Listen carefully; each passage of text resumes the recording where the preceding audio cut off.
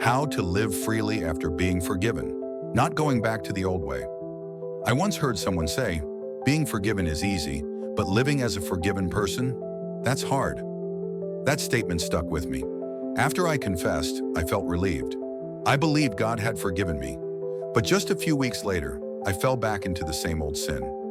My heart was filled with shame. God, I failed again.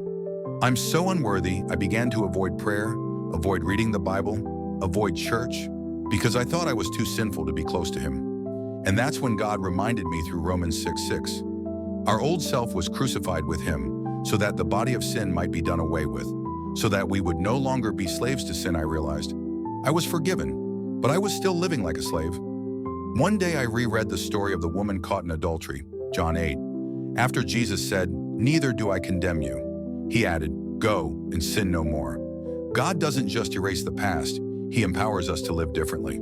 Forgiveness is the door that opens, and freedom is the path we must take with Him. I began to learn to live in grace, not by trying to be worthy, but by staying close to God every day.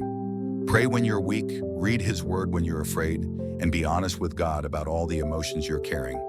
I came to understand, when sin calls, it's not that I'm weak, it's that I'm forgetting who I belong to. Jesus paid the price so I don't have to live in those chains anymore.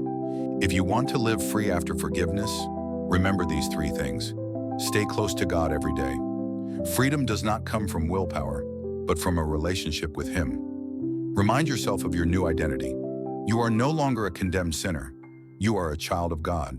Stay away from your old surroundings. Don't go back to the place that made you fall. Walk in the light. If God paid the price to set you free, don't chain yourself to sin anymore. He doesn't just want you to be forgiven, He wants you to be free, truly, forever.